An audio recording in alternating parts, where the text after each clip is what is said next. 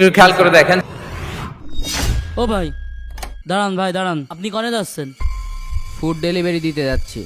না না, লিফট দিয়ে যাওয়া যাবে না, এই সিঁড়ি দিয়ে যান। লিফট দিয়ে যেতে পারবো না কেন? এই লিফট বিল্ডিং এর লোকের জন্য, আপনাদের জন্য এই সার্ভিস লিফট, এটা নষ্ট হয়ে গেছে, তাই আপনি এই সিঁড়িতে যান। ভাই, আমি যে খাবারটা নিয়ে যাচ্ছি এটা তো বিল্ডিং এর লোকের জন্যই। আমি কি খাবারটা লিফটে দিয়ে দেবো আর আমি সিঁড়িতে হেঁটে যাবো নাকি? ভাই আপনি আমার সাথে তর্ক করেন না, আমার উপরের তো যা অর্ডার আসে আমি তাই পালন করি। কে নিষেধ করেছে? আমাদের ম্যানেজার। ম্যানেজার কোথায় থাকে? তারিখে আসসালামু আলাইকুম। জানি না। আপনার সাথে একটু কথা ছিল। আচ্ছা দেখি কি করা যায়। আমি আপনাদের বিল্ডিং এর 8 নম্বর ফ্লোরে ফুড ডেলিভারি করতে আসছি। আমি কি লিফট ইউজ করতে পারবো না? না, আমি যে ফুডটা ডেলিভারি করতে আসছি সেটা তো এই বিল্ডিং এর লোকের জন্যই, তাহলে আমি কেন লিফট ব্যবহার করতে পারবো না? আপনি সহজ কথা বোঝেন না, এটা আমাদের সোসাইটির রুলস। এটা কেমন রুলস? আমি সেই মিরপুর 11 থেকে মিনিমাম 6 কিলো সাইকেল চালিয়ে আপনার বাসা পর্যন্ত আসছি, আর এখন আপনি আমাকে লিফটে উঠতে দিবেন না? আরে মিয়া, বোঝো না কেন? এই বিল্ডিং এ সবচেয়ে বড় বড় বিজনেসম্যানরা থাকে।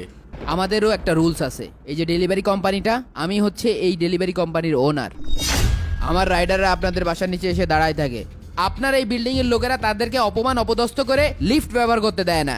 আজকে আমি স্বচক্ষে দেখতে এসেছি যে খাবার খেয়ে আপনাদের বিল্ডিং এর লোকেরা বেঁচে থাকে, সেই ডেলিভারি ম্যানকেই আপনারা লিফট ব্যবহার করতে দেন না।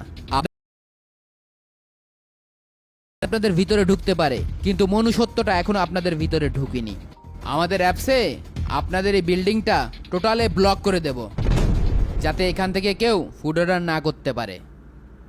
একজন রাইডার কত কষ্ট করে একটা ফুড ডেলিভারি করে সেটা যদি আপনি বুঝতেন, তাহলে রাইডার আসার সাথে সাথে বলতেন যে এই নাও এক গ্লাস পানি খাও, খেয়ে লিফটে ওঠো। আপনাদের এই বিল্ডিং এর লোকের আচরণ কেউ না দেখুক, আল্লাহ কিন্তু দেখছে, তাই বিচারটা আল্লাহর কাছেই থাকলো।